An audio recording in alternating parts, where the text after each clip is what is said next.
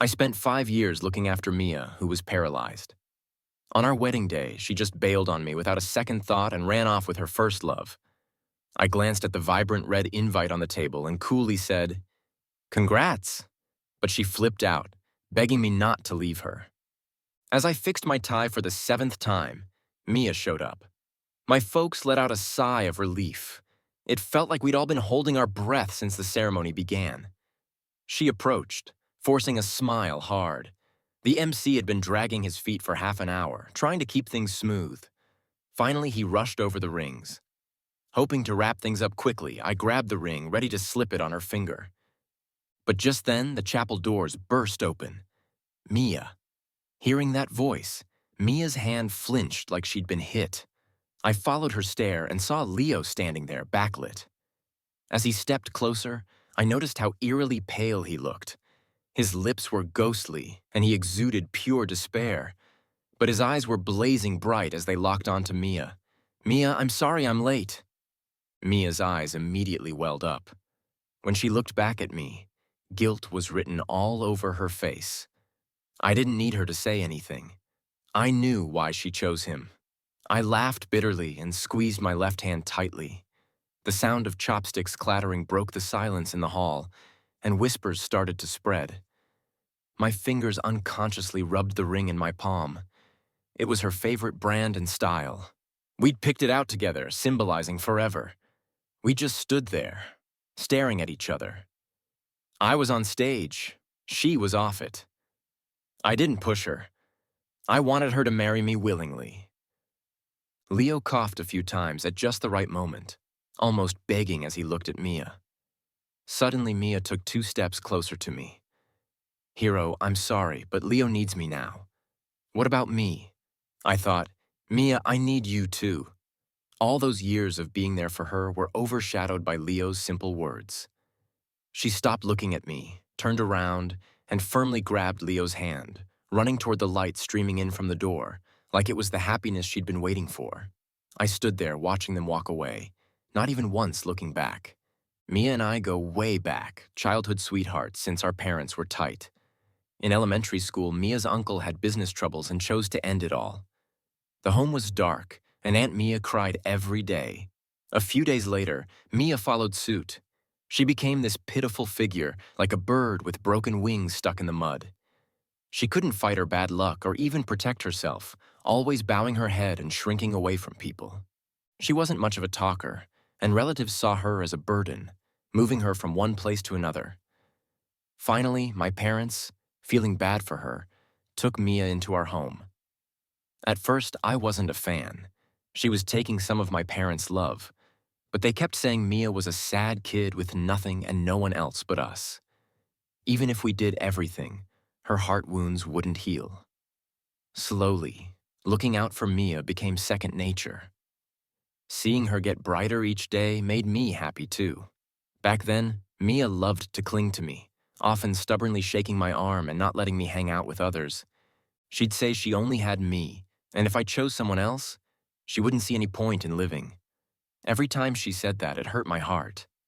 She'd declare that only I could marry her, no one else was allowed. How could I ever choose anyone but her? It was always her.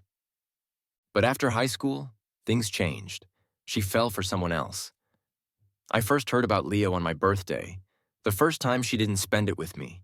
She went out to the suburbs instead.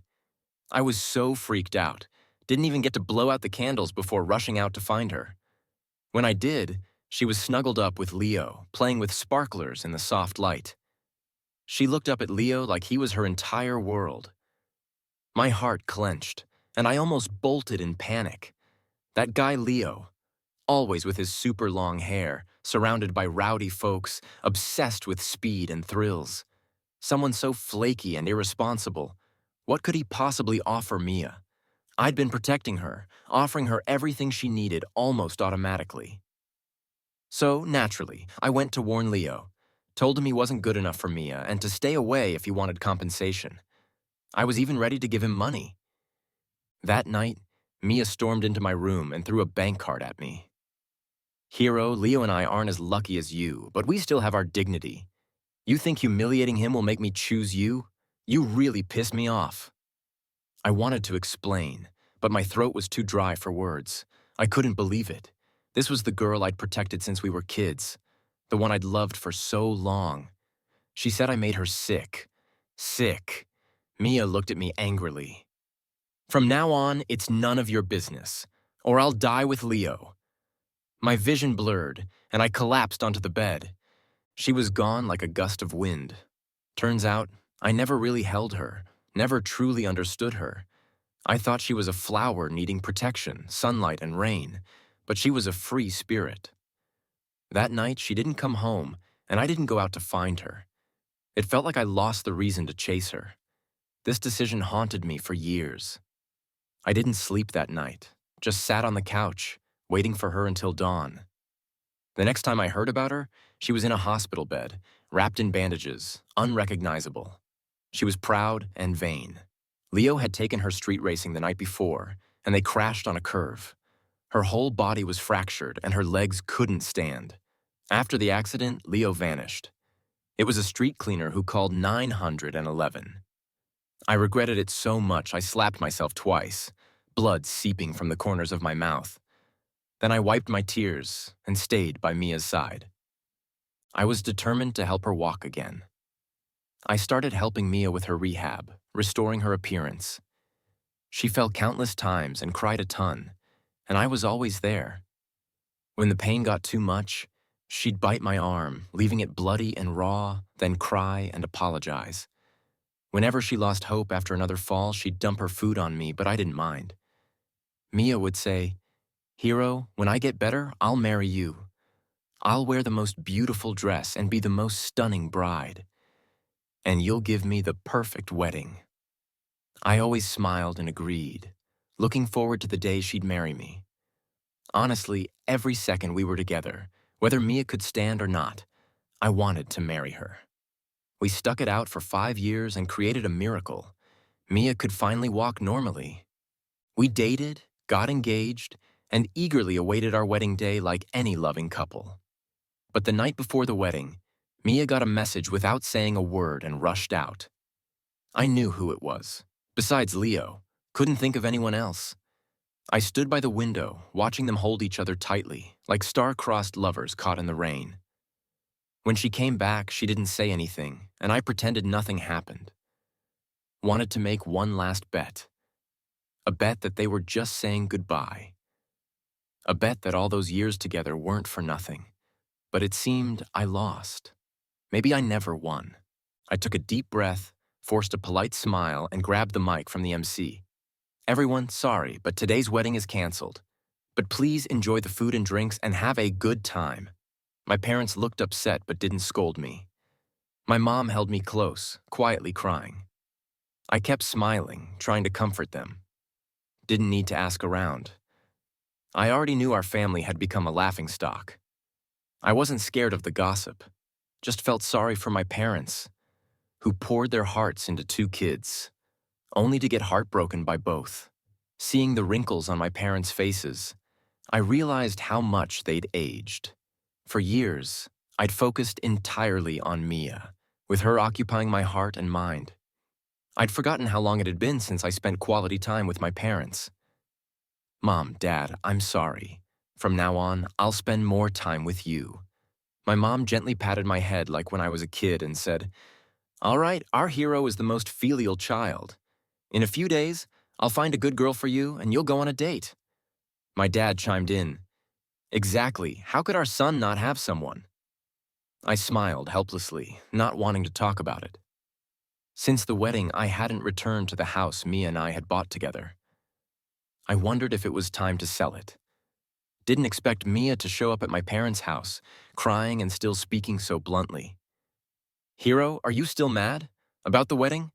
I'm sorry, but Leo's sick. Cancer. Doctors say he might only have 3 months left. Hero, we can't be so selfish. Let me stay with him." "Okay, just for this short time. When I come back, we can have our wedding." "All right." I softly asked her, "How long is a short time? Until he dies? A week? A month? A year?" A slap. I slightly turned my head as a burning pain spread across my face. Mia's long nails had scratched my eyelid and a drop of blood fell onto my lashes. I slowly touched my face, realizing what happened. Mia stared at me with hatred in her eyes. It seemed even this slap wasn't enough to ease her anger. I chuckled softly. You can keep hitting me until you're satisfied. She froze, her brows slightly furrowed. I didn't mean to. I believed she didn't intend to. It was her instinct to protect Leo. At that thought, the wound on my eyelid hurt so much my heart trembled, eyes burned, and nose ached. I'm sorry. She tried to explain, but couldn't find the right words. How could she explain this? Even I couldn't explain feelings. I also didn't get why. Even though Leo showed up late, Mia loved him deeply. My mom looked at me pityingly, angrily calling Mia an ungrateful jerk and telling her to leave. Mia didn't move, just stood there with tears, looking at me. In the past, whenever she looked at me like this, I'd agree to whatever she wanted. But this time couldn't tell if her tears were real. Mia, let's break up. My heart ached, but there was a long-lost sense of relief. Mia suddenly got furious. Hero, are you threatening me? I shook my head. No point in threatening you anymore. No one will wait for you forever. I'm human too, and I get tired. She looked thoughtfully, trying to gauge how much of what I said was true. Are you mad because I went with Leo? I already explained it to you. He's sick. We have a lifetime together, but he only has a few days left. Hero, you're so kind. You understand, right? I nodded. Yeah, but what I'm talking about now is our relationship, Mia. I don't want to continue this anymore. She suddenly smiled. Hero, I know you're angry. Calm down first. I won't bother you for the next few days. With that, she left like she was fleeing. Mia thought I was throwing a tantrum. I was shocked how all the years of attachment and reluctance seemed to vanish the moment she tossed the ring away, like morning mist disappearing with the sunrise. Lately, I've been tagging along with my mom to visit old friends and hitting up various matchmaking dinners set up for me. To help my parents move on faster, I had to put on a brave face and go along with it. I just saw off a woman who, like me, was forced into the situation and wasn't keen on a relationship. Mentally and physically drained from the matchmaking scene, a woman beside me offered a cigarette. I looked closer. Is that Sarah? Yeah, she said with a playful smile. Her demeanor was sharp and confident. I relaxed a bit. Want to grab a bite? My treat. She nodded, signaling me to go inside. Sarah was my high school classmate and also Mia's close friend back then. There were rumors she was a habitual thief, and I often told Mia to steer clear of her. But Mia, being the loyal friend she was, defended Sarah fiercely. So my impression of Sarah was pretty negative. I never thought I'd willingly ask her out for a meal, but during that dinner, a seed of doubt was planted in my mind. Sarah had changed a lot, no longer shy but witty and funny. She mentioned she'd been involved in protecting endangered animals and even faced real danger. By the end of the meal, I could hardly recognize the old Sarah I knew. She'd seen the world, experienced so much more than I had. Noticing the thick calluses on her palms, I couldn't help but admire her deeply. As I drove her home, I said, "Let's have dinner again sometime. I want to hear more about the world I've never seen. I've been stuck here for too long." She nodded playfully, but I didn't expect it to happen so soon. On Monday, when I went to work, I saw Sarah. She was my new assistant. Since Sarah started at the company, the vibe at work improved a lot. She showed another side of herself, gentle, attentive, always treating everyone with kindness. She was also super professional and emotionally stable. Recently, the company had been struggling with a project. Communication with the other side was tough, and everyone was getting discouraged. Sarah, with a smile, bought coffee for the team and told everyone to take a few days off.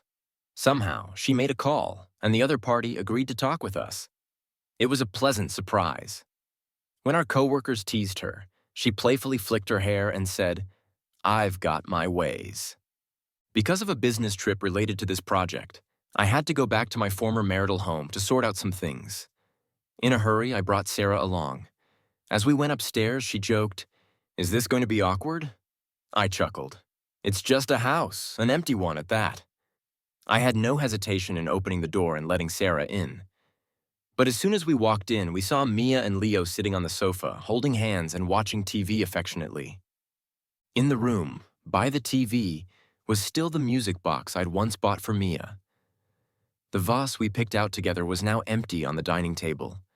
Even our wedding photo still hung on the wall. Mia had trampled over our past. This was the home we had planned to live in together, and she couldn't wait to bring another man into it. I pointed at the wedding photo and asked, "Do you need me to take it down for you?" Mia looked a bit embarrassed, but tried to keep it together. "Don't get it twisted. We don't have anything going on. I don't want to hear about your business. But this house is up for sale soon, so I'll have to ask you both to leave." I turned to Sarah and instructed, "Get this house listed tomorrow." Mia's hysteria stopped. She stared at Sarah in disbelief. Sarah had changed so much that even her former best friend couldn't recognize her. "Mia, long time no see." Mia's initial fierceness quickly turned to unease, and she looked at us searchingly. "Hero, why are you with her? Does it matter to you?" That comment successfully enraged Mia, and she lunged at Sarah, trying to hit her. I reacted fast, blocking her, but without realizing my strength, I pushed Mia to the ground.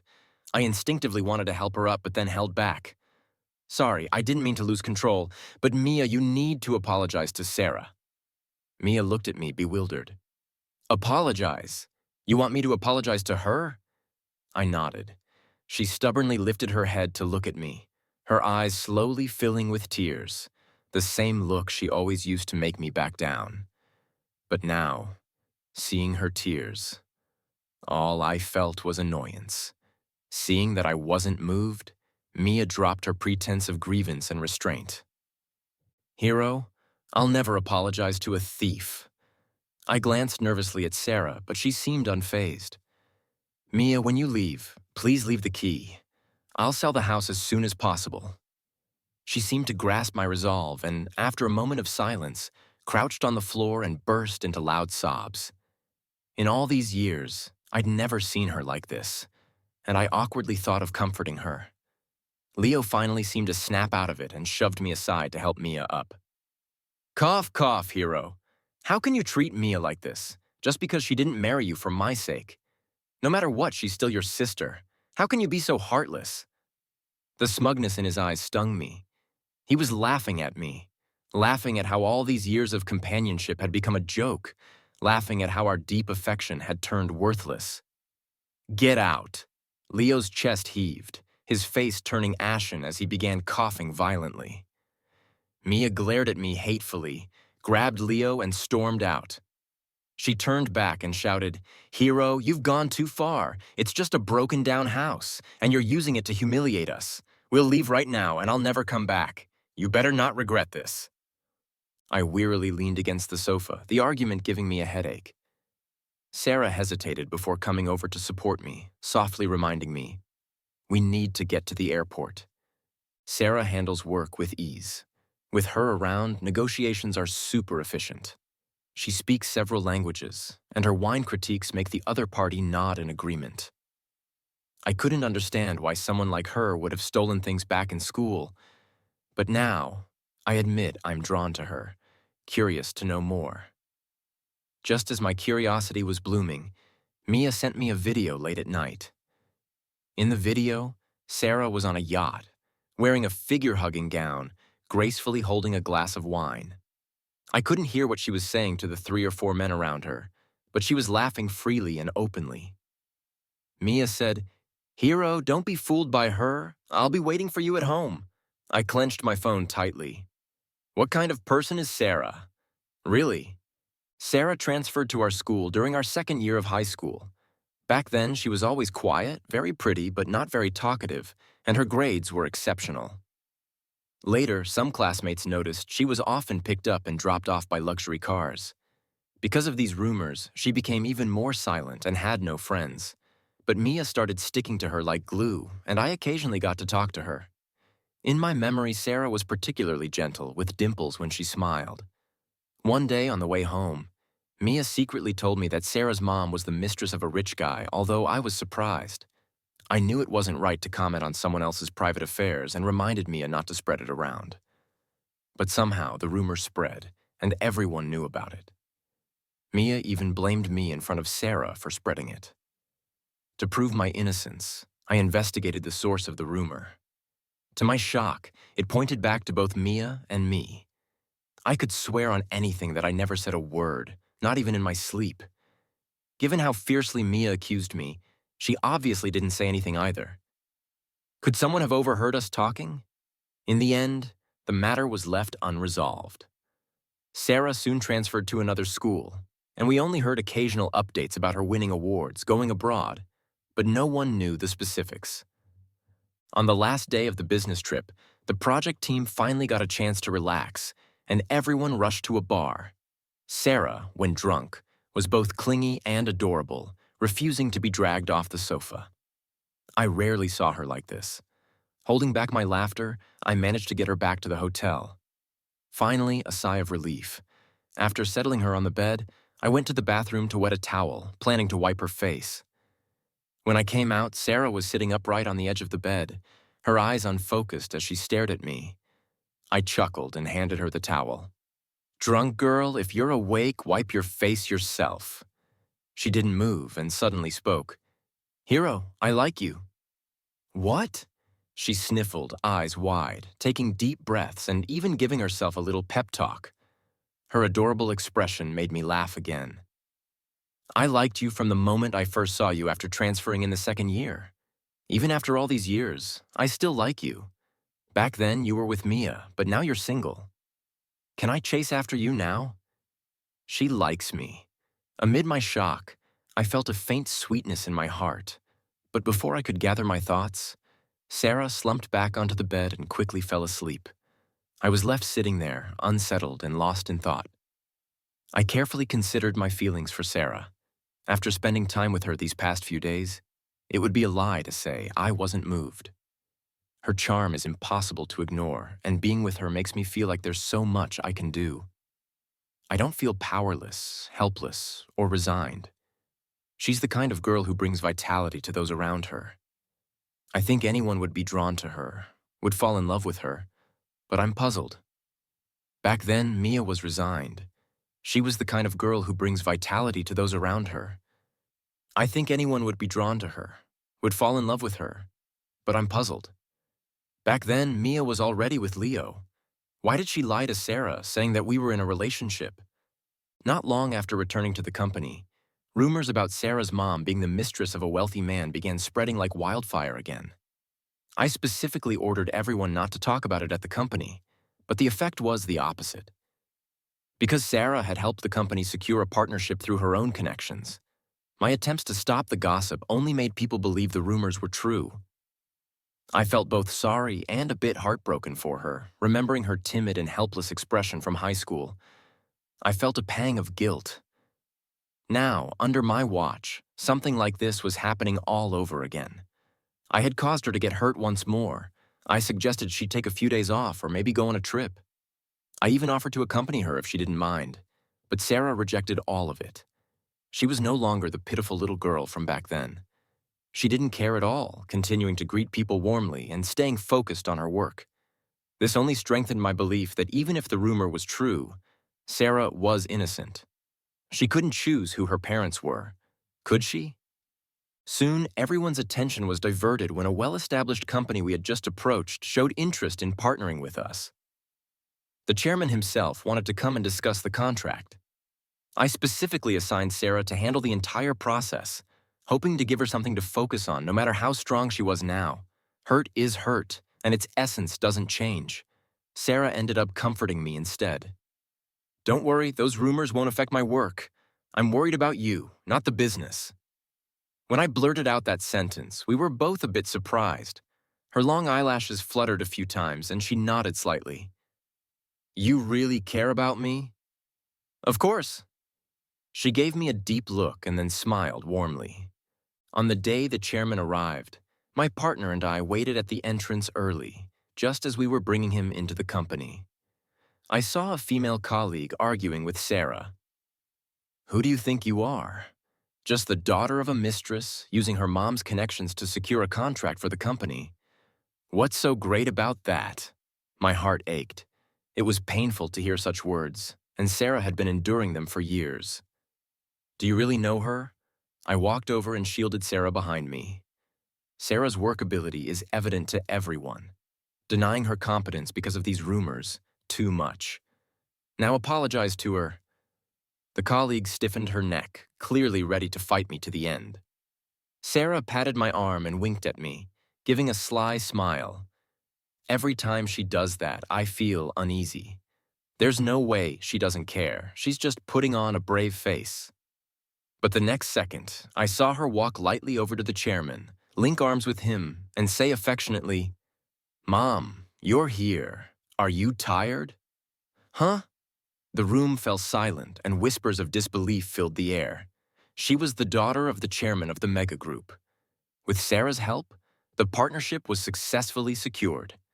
After sending everyone off, I asked Sarah, "Why didn't you tell me about your relationship with the chairman? That way those nasty rumors wouldn't have spread." She glanced at me, blushed, and quickly lowered her head. Take a guess. I was left speechless.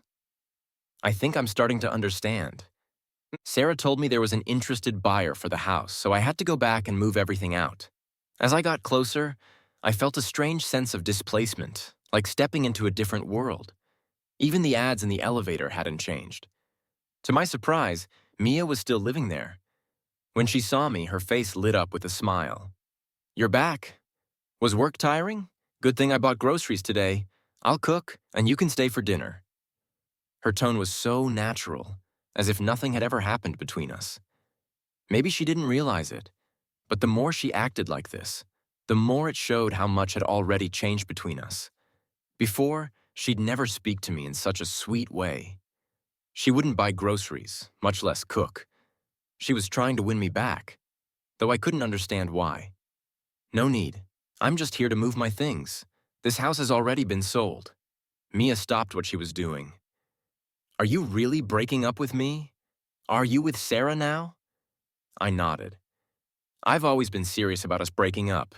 Didn't you see her? Like a social butterfly, flitting around those men." Looking at Mia, I realized that all these years, I'd never really known her. "Mia, did Sarah really steal things back in school? Did she actually tell you that her mom was a mistress?" She still insisted yes, but there was a fleeting moment of guilt in her eyes. Why has Mia become like this? I couldn't understand. Even if we weren't together, I still wanted her to be okay. "Mia, you know very well that Sarah's mom is the chairman of the mega group." She looked at me in horror, her eyes darting away. I I couldn't have known that. She'd been to Sarah's house. How could she not know? How could she bear to hurt her best friend? To harm someone so awesome? At that moment, my disappointment in her hit its peak. I didn't want to say another word. "Leave. I'll have someone send your things to you." She wavered, leaning against the wall for support, her lips trembling. "You don't want me anymore?" "Yes. Hero, I interrupted her before saying something I'd regret. She clutched her chest, laughing bitterly. "Hero, do you think no one else would want me besides you?" She shoved me aside, slamming the door so hard it echoed. The next day, as soon as I arrived at the office, Sarah stopped me, pointing to my office. "Mia's waiting inside?" As soon as I pushed the door open, Mia shoved a bright red invitation into my hand. "Leo and I are getting married next week. You're invited." I looked at the invite and carefully put it away. "Congrats!" I meant it sincerely.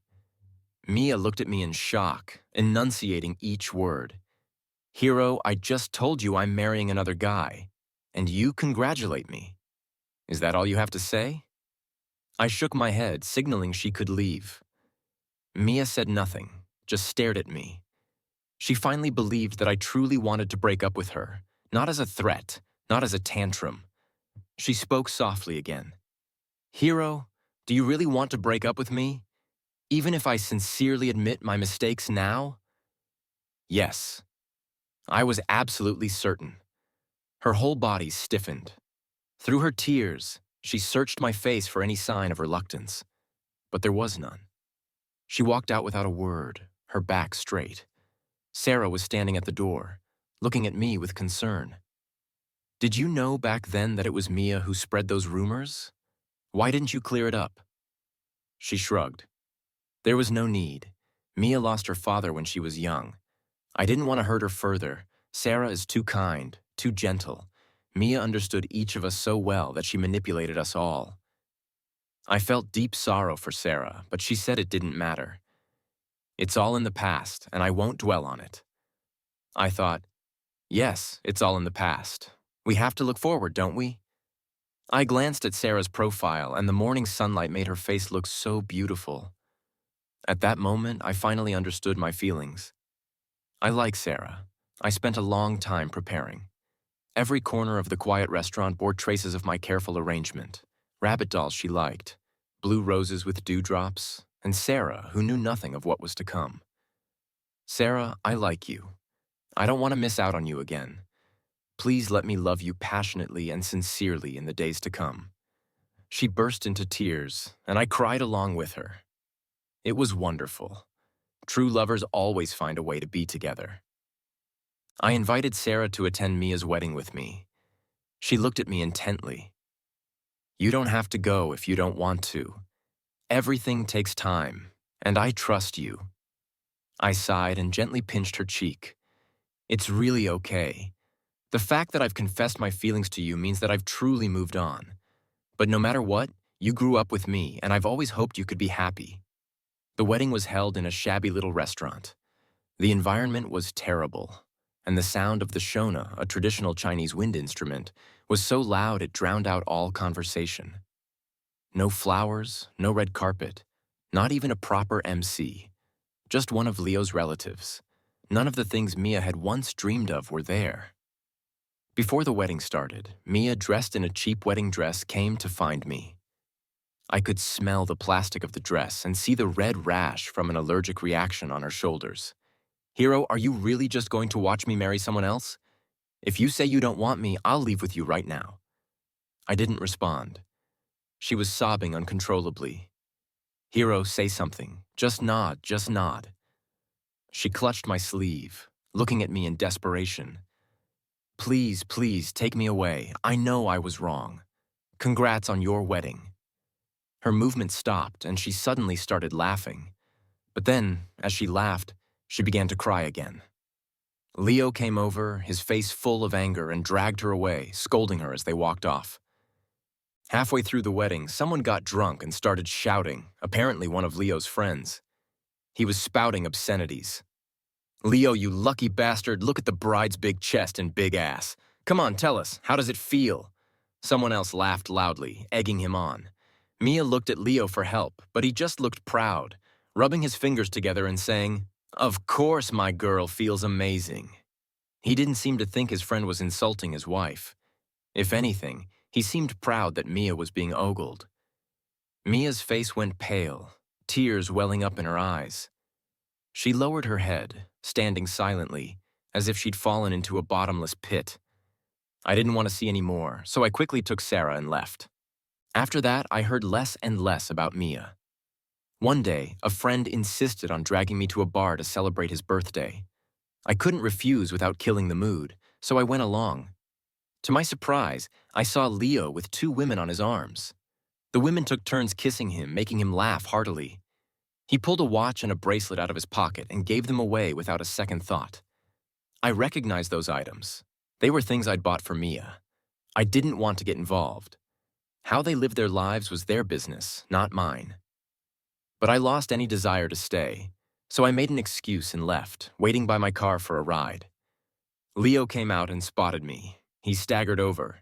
Hiro, you drive such a nice car, but what good is being successful if you can't even keep a woman?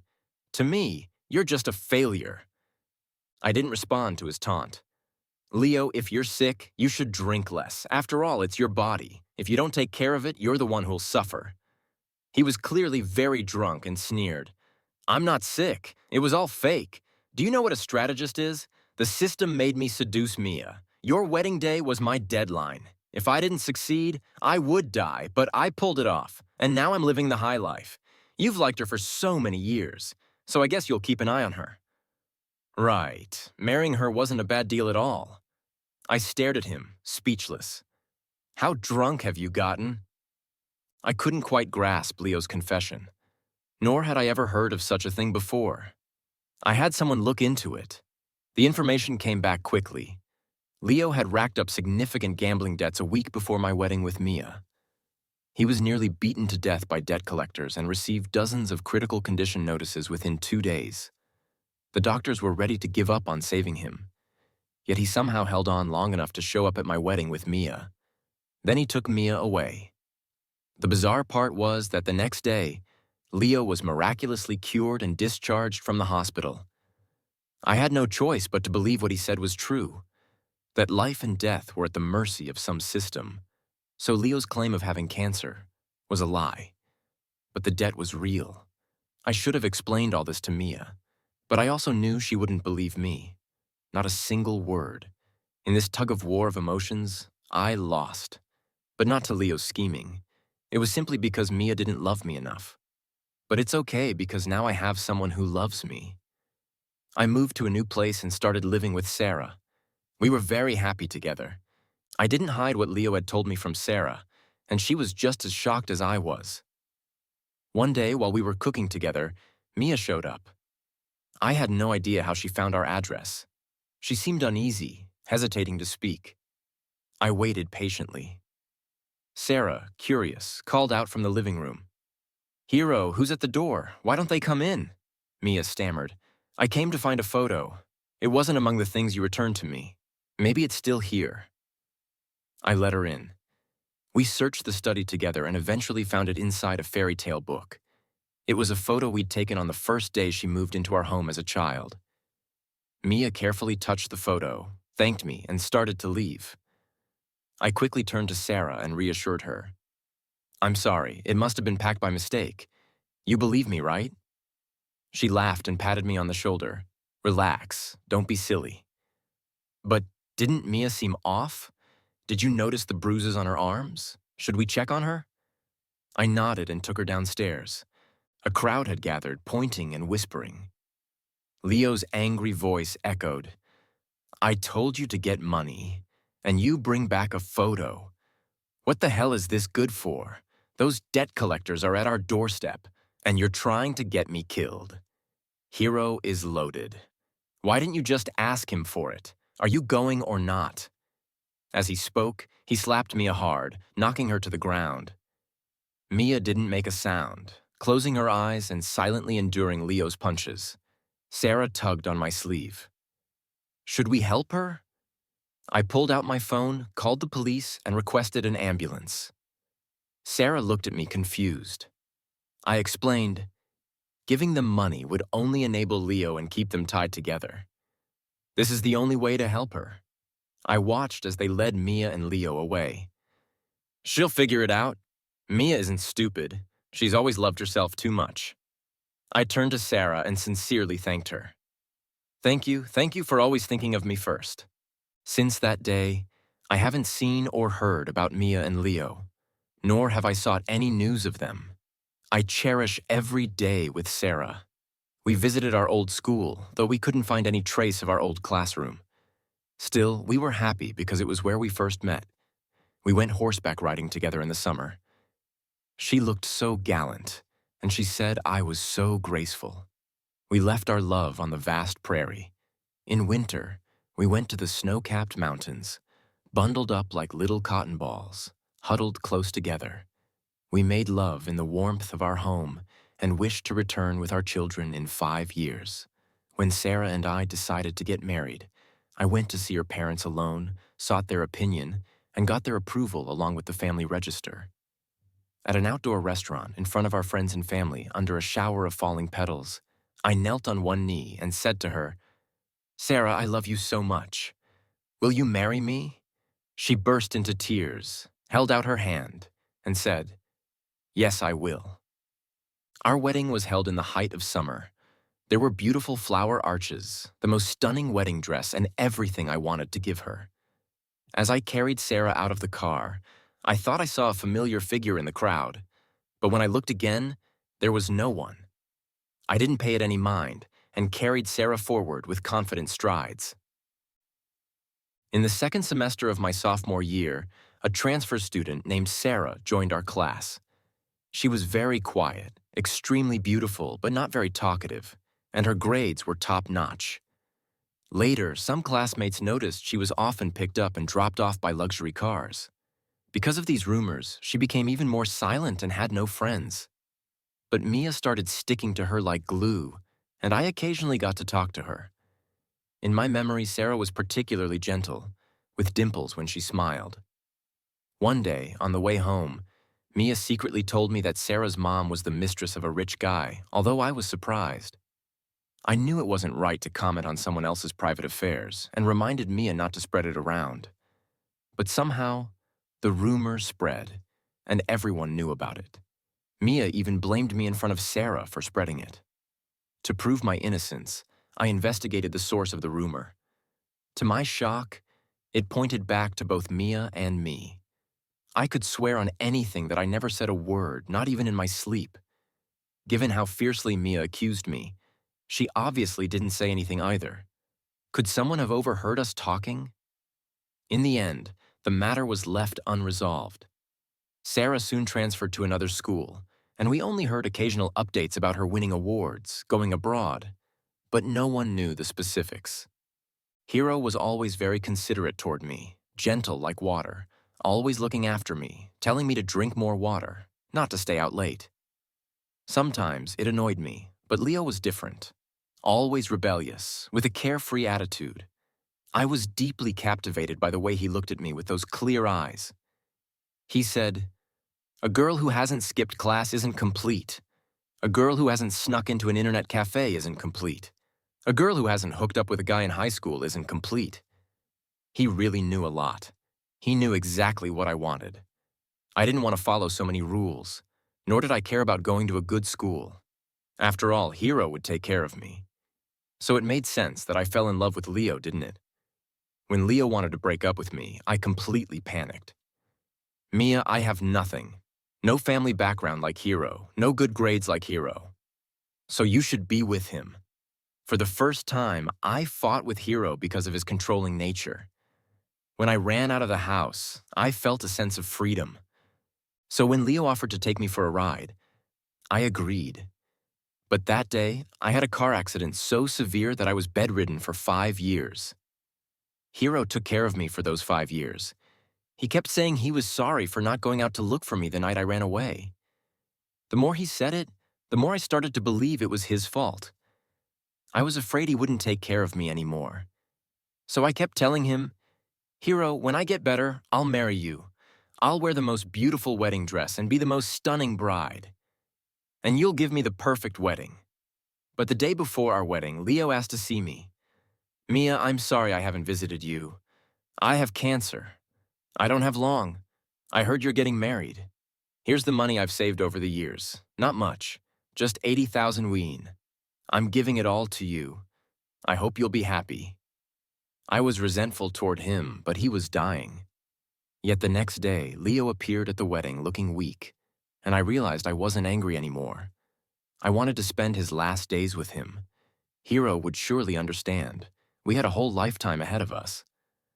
I never expected to see Sarah again, let alone that Hiro would break up with me for her. I questioned Hiro again and again, unable to believe that he wouldn't tolerate me like he used to. I married Leo out of spite. Strangely, despite Leo's serious illness, he recovered after we got married. I was happy for him since Hiro no longer wanted me. I had to find my own happiness. But not long after the wedding, a large group of people came to our house demanding money from Leo. It turned out Leo had been hiding his gambling habit from me. He took all my jewelry and savings, but it was far from enough. Leo started hitting me, demanding that I ask Hiro for money. It hurt so much that I swallowed my pride and went to ask. But when I saw Sarah there, I couldn't bring myself to do it. I secretly attended Hiro and Sarah's wedding. Everything was more perfect than I had ever imagined. They looked so right together. I slipped away quietly. For more than 2 years, no matter how much Leo beat or scolded me, I never went to see them again. One day, when I got home from work, the door was open and I heard embarrassing moans coming from inside. This wasn't the first time Leo had brought a woman home, but suddenly I couldn't bear it anymore. I went to find Hero again. Life had worn me down to the point where I had no shame left. Uncle and Auntie were there too. They had aged so much, their hair graying at the temples. I hung my head in embarrassment, tears streaming down my face. Uncle said, "Come in, if you need help, come home. I may be old, but I can still stand up for you." It felt like a slap in the face, and I was overwhelmed with shame. What had I been doing all these years? How could I have hurt these people who genuinely loved me? The divorce was actually quite easy. Leo tried to demand a huge sum, but after going through legal procedures, he only got a portion of our marital assets. Leo wasn't just an ordinary person. He was extremely vile, and I had put him on a pedestal. I sincerely bowed to Sarah.